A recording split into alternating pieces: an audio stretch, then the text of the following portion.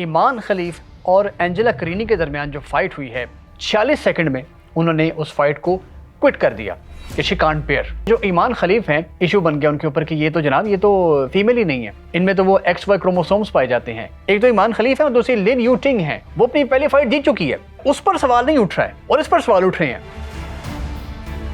Paris Olympics 2024 में एक बहुत बड़ा इशू सामने आया है। ईमान खलीफ और एंजेला करीनी के दरमियान जो फाइट हुई है और वो 46 सेकंड तक फाइट चली है। रीज़न ये हुआ कि जो एंजेला करीनी है, उन्होंने, जो इटली की प्लेयर हैं, उन्होंने कहा कि जी मैं ये फ़ाइट नहीं लड़ सकती। क्यों? क्योंकि जो मुक्के मुझे पड़े हैं वो किसी मर्द के मुक्के लग रहे थे, लोहे का हाथ था उसका बकौल उनके, और वो अपनी ज़िंदगी उनको प्यारी है। 46 सेकंड में उन्होंने उस फाइट को क्विट कर दिया कि शी कांट पेयर। अब हो ये रहा है कि जो ईमान खलीफ हैं वो पिछले कई सालों से विमेन कैटेगरी में बॉक्स करती आ रही हैं, लेकिन अब ये हो रहा है कि वो इशू बन गया उनके ऊपर कि ये तो जनाब ये तो फीमेल ही नहीं है, इनमें तो वो XY क्रोमोसोम्स पाए जाते हैं। जो टेस्टोस्टेरोन लेवल है उनका वो ज़्यादा है और ज़्यादा वो मर्दों में होता है, तो उसी की वजह से उनका जो बिल्टअप है, जो मसल्स हैं उनके, जो हाइट है उनकी, वो मर्दों वाली है, तो उस कैटेगरी में फॉलो नहीं करती हैं। ये इशू बन गया जनाब एक। अब पेरिस की जो जो ओलंपिक्स की जो कमेटी है वो भी सर पकड़ कर बैठी हुई है, और यहाँ से जो इटली वालों ने शोर मचाया हुआ है। हुआ ये कि पिछले साल 2023 में न्यू दिल्ली इंडिया में वर्ल्ड चैंपियनशिप थी IBA की, इंटरनेशनल बॉक्सिंग वो जो करवाते हैं। अच्छा, अब हुआ ये कि उन्होंने कहा कि ये जो बॉक्सर्स हैं, एक तो ईमान खलीफ है और दूसरी लिन यू टिंग है, वो ताइवान की बॉक्सर हैं, तो ये तो फीमेल है ही नहीं है, और इसकी वजह से उनको डिसक्वालीफाई कर दिया, उन्होंने निकाल दिया उस टूर्नामेंट से बाहर, और वो गोल्ड मेडल के रेस से बाहर हो गई हैं। अच्छा, एंजेला करीनी ने तो फाइट क्विट कर दी है, लेकिन खलीफ की फिर फाइट है क्वार्टर फाइनल, जो क्वार्टर फाइनल 1 है उसमें, और जो लिन यू टिंग है वो अपनी पहली फाइट जीत चुकी है। अच्छा, उस पर सवाल नहीं उठ रहा है और इस पर सवाल उठ रहे हैं। इस पर अब बाद में आते हैं। पहले ये देखते हैं कि जो बयानात आ रहे हैं, जो ओलंपिक एसोसिएशन है उन्होंने क्या बात की है, और जो प्राइम मिनिस्टर हैं इटली की, उन्होंने क्या बात की है। इंटरनेशनल ओलंपिक कमेटी ये कहती है कि ये जो दो बॉक्सर्स हैं, जो दो एथलीट्स हैं, ये तो पिछले कई अरसे से फाइट करते आ रहे हैं, विमेन कैटेगरी में फाइट करते हुए आ रहे हैं।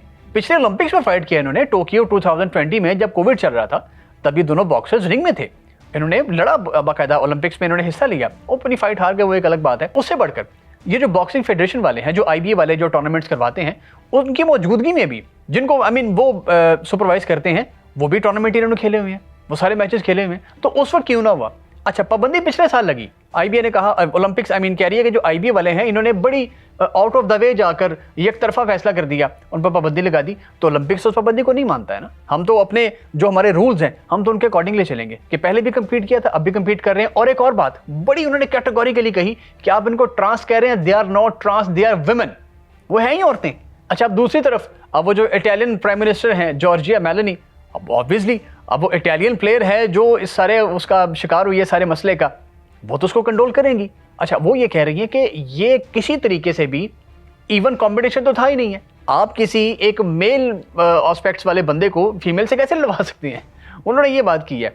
खैर, वो कह रहे हम डिस्क्रिमिनेशन में मैं नहीं जाना चाहती, लेकिन ये है कि ये फाइट इवन नहीं थी। ओके, ये उनका बयान है, इसको रिस्पेक्ट किया जाना चाहिए। ऑब्वियसली वो उनके मुल्क के खिलाड़ी हैं, उसको तो वो एंडोर्स करेंगी ही करेंगी। अल्जीरिया वाले अपने प्लेयर को एंडोर्स कर रही हैं, वो अपने को कर रहे हैं। दूसरी तरफ जो ताइवानीज जो प्लेयर है लिन यू टिंग, वो ताइवान वाले उसको सपोर्ट कर रहे हैं, वो अपनी एक फाइट जीत भी गई है उज़्बेक बॉक्सर से फीमेल कैटेगरी में। अब मैंने वही जैसे बात की थी कि उस पर बात नहीं हो रही है, क्यों? यहाँ पर मुझे ऐसा लगता है कि शायद मुस्लिम फैक्टर आ सकता है, वो चूँकि मुस्लिम नहीं है, ये मुस्लिम है, तो शायद इस वजह से भी एक इशू हो सकता है कि भाई आपने उसकी फाइट पर इशू क्यों नहीं उठाया और आपने इसकी फाइट पर क्यों इशू उठा दिया। अब जब मैंने पहले बताया कि क्वार्टर फाइनलिस्ट का है हंगरी की बॉक्सर के साथ ईमान खलीफ का, वो अगर ये फाइट जीत जाती है या वो अगर कंपीट कर जाती है प्रॉपर फाइट को, तो फिर वो सारा प्रोपेगेंडा कहाँ जाएगा, या अगर इसको हम प्रोपेगेंडा ना भी कहें तो वो सारी जो थीम चल रही है जिस पर सारा ज़माना बात कर रहा है इस वक्त, वो सारी बातें कहाँ जाएंगी। अच्छा, इस पर बहुत से लोग सवाल उठा रहे हैं, JK रॉलिंग हो गई, इलॉन मस्क हो गए, हमारी इवन मावरा हुसैन जो पाकिस्तानी एक्ट्रेस हैं, वो भी इस पर सवाल उठा रही है कि बड़ी ज़्यादती है जनाब। तो बात अगर ज़्यादती की है तो आप देखें उसका पहले ट्रैक रिकॉर्ड क्या चल रहा है। यहाँ पर LGBT वाले कहाँ जाएंगे? आपने पहले LGBT वालों का एक जो यही है ना कि जो बंदा फील करता है, मैं अगर मिसाल के तौर पे महसूस करता हूँ कि मैं एक औरत हूँ, तो मैं औरत वाली साइड खुद को कहना शुरू कर दूंगा, तो आपको एक्सेप्ट करना पड़ेगा ये चीज़। सेम अगर कोई औरत कहती थी कि मुझे महसूस होता है कि मैं मर्द हूँ, तो उसको मर्द कंसीडर किया जाना चाहिए, उसकी मर्जी है।